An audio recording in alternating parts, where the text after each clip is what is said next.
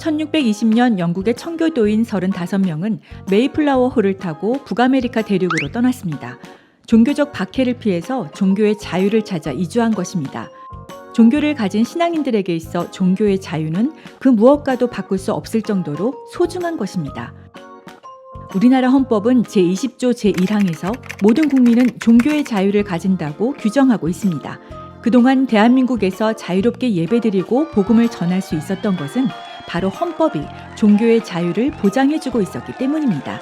한편 자유와 평등은 모두 자유민주주의의 핵심 가치이지만 양자는 서로 대립 관계에 있기 때문에 자유와 평등의 균형이 필요합니다.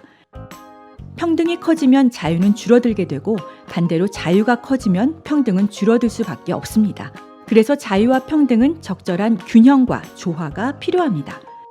그런데 평등법은 평등을 과도하게 보장하기 때문에 자유와 평등의 균형을 파괴합니다. 즉, 지나친 평등의 보장은 자유를 박탈하는 결과를 가져오게 되는 것입니다. 특히 평등법은 현재 우리가 누리고 있는 신앙의 자유를 제한, 축소, 박탈합니다. 헌법이 신앙의 자유를 보장해주고는 있지만 새로운 법률을 만들어서 자유를 제한하는 것이 가능합니다. 그래서 평등법이 만들어지면 신앙의 자유가 줄어들거나 거의 없어져 버리게 될 수가 있는 것입니다.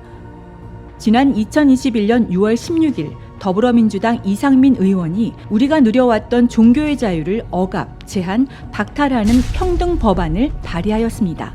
평등법은 종교 영역에도 직접 적용이 됩니다. 따라서 예배, 성경 공부, 수련회, 종교 집회 등에서의 설교와 발언이 차별이 될 수 있습니다. 온라인 선교를 한 경우에는 위자료 청구 집단 소송을 당할 수 있고 천문학적인 금액의 손해배상 책임을 지게 될 수도 있습니다. 또한 타종교인, 무신론자 등에게 전도를 할 경우에 종교적 차별이 될 수도 있습니다.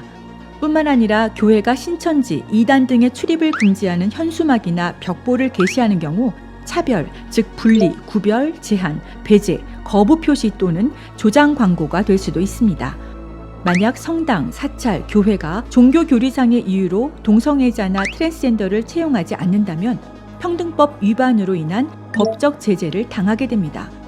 동성 결혼식을 위한 교회 시설 사용이나 주례를 거부한 경우에는 시설 사용 등 차별이 될 수 있고 평등법 위반으로 인한 법적 책임을 지게 됩니다.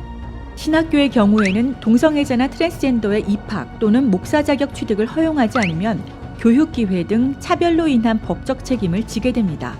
차별 행위를 반복한 경우에는 3배에서 5배의 징벌적 손해배상이 부과될 수 있습니다. 평등법은 일제시대 신사참배 강요와도 같습니다.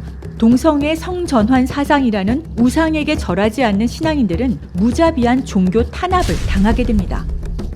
그러나 하나님께서는 이 시대의 한국교회가 바알에게 무릎 꿇지 아니하고 바알에게 입맞추지 아니한 7,000명과 같이 되기를 원하십니다.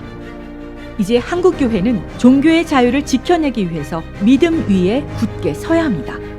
그리고 일치 단결하여 한 목소리로 평등법을 반대하여야 합니다.